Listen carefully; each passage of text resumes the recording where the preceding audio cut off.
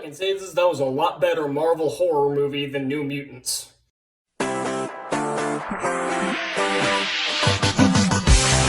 The first ever Marvel special presentation, Werewolf by Night, came to Disney Plus a few weeks ago, and I finally got around to watching it. I know I really didn't do anything for Halloween, but I just don't really give a shit about Halloween. That's just not my kind of holiday. And I completely forgot about this for a while. Like, I was planning to watch it, like, when it came out, but then I got busy, and then I just kind of forgot about it, and then pretty much, like, a few days ago, I'm like, oh yeah, I need to watch that and review it. So, yeah, I finally gotten around to it. And you all probably know I'm a big MCU fan, so I was obviously looking forward to this. And it seemed like this was going to be very, very different from everything else in the MCU. Because everything so far in the MCU is family-friendly. And when you hear the words family-friendly, people try to take that the wrong way intentionally. They hear the words family-friendly and say, oh, it's for kids. Oh, it's essentially family-friendly to DC fans means it's made for kids. And that's not true at all. The MCU has had much heavier themes than DC films and has plenty of dark moments in there as well. And this one definitely looked like it was taking a completely different direction, because Marvel, we've had the traditional superhero films, we've had spy thrillers, we've had magic, we've even had a somewhat horror movie with Multiverse of Madness just earlier this year. And this one is not a full movie. It's only about 45 minutes once factoring out credits. But does that mean it's bad? Because I said the same thing about the Diary of a Wimpy Kid movie from last year. It was only 50 minutes, and it was terrible. So how is this one? It's good. This is really good. And that should come as no surprise. It's the MCU. I'm watching, I got like a football game on my laptop, and it just like rewinded like 5 minutes. You don't care. But yeah, so of course this ended up being pretty good. Now, I didn't go into this expecting a ton, because it is a special presentation. It's basically a short film, essentially. It's, like I said, it's like 45 minutes once factoring out credits. And the trailers gave me a lot of hype because the trailer was very similar to trailers of old monster movies from the 30s, 40s, and stuff like that. So it gave me a lot of hype, and I've read bits and pieces of Werewolf by Night comic books. I haven't read a ton, but I knew enough to the point where the character, the second he showed up, I knew who he was. Like, I knew it was Jack Russell the second he appeared on screen, long before they even said his name. So yeah, I like the source material, and I'm really looking forward to it. And yeah, it was obviously good. And it was a little different than I was expecting. But, so, the basic plot of this is, there is after a hunter named Ulysses Bloodstone dies, the Bloodstone, it's an actual, like, magical stone, is to be passed to another hunter, if they can retrieve it from a monster, and that monster is Man-Thing, by the way. It's cool to see his introduction in the MCU, and for as low of a budget as this presentation probably had, he looks pretty good. Now, if this was, like, a full-fledged movie, by those standards, it wouldn't look great, but it still looks pretty good. I like the design. He's very expressive. So yeah, I like Man-Thing, and he's not in the movie a lot, but I'm gonna just call it a movie, because it's a short movie.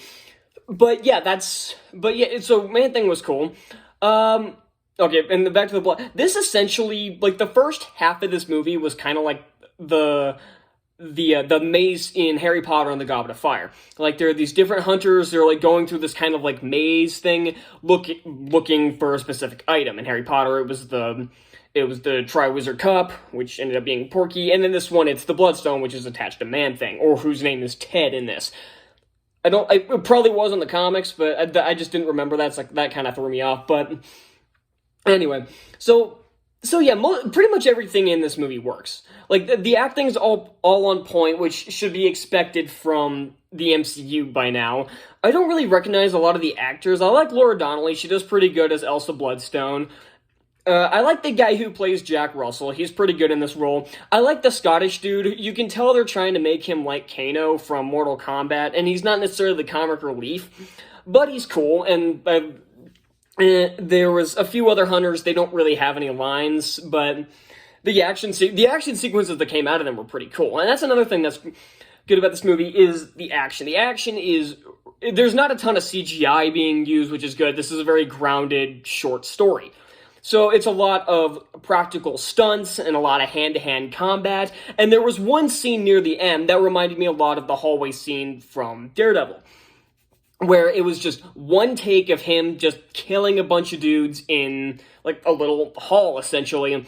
It does lead to my one little gripe in that scene, is that it did the thing where that a lot of filmmakers use, where it has, like, blood or, like, water or whatever actually on the camera. And I hate when they do that, because that immediately takes me out of the picture. Because all you're doing is reminding me, oh yeah, what you're watching isn't real. You're watching this through a screen because this big blood splatter just hit your screen. So it kind of just, it kills the immersion. And so I hate when they do that. But other than that, the action sequence was really cool. I like the design. Like, Man-Thing looks very comic accurate. The werewolf design is pretty good. And again, the action sequences are very grounded and look really cool. The score is, of course, great. This was actually directed by Michael Giacchino, who is a fantastic composer. It turns out that composers make really good horror movies, because John Carpenter also made the original Halloween movies, or at least the first one. He produced the second one. But he made the first one, and that's a horror classic nowadays, and then Michael Giacchino made this. And I know people have been saying now that they want Giacchino to direct Blade. I don't think that's going to happen, and I think he doesn't think that either. And so of course the score is fantastic. Like, the music is probably the highlight here. But yeah, so I don't have a ton to say about this. It is a really short movie after all, so there's not going to be like a huge complex plot or anything. Like Black Adam, I ranted at for a while, mostly because I hated it. But because there was a bit more to talk about, because it was over twice as long. Like, full movies are easier to talk about than these little, like, shorts. So, yeah, this is going to be a short review, and I guarantee the Guardians of the Galaxy Holiday Special will probably be a short review as well. I'm really looking forward to that one. That one looks like a lot of fun, and it has a Kevin Bacon cameo. That is genius. So, yeah, that's Werewolf by Night. I guess if I'm going to score it, I'll give it an A+, because there was really nothing to complain about.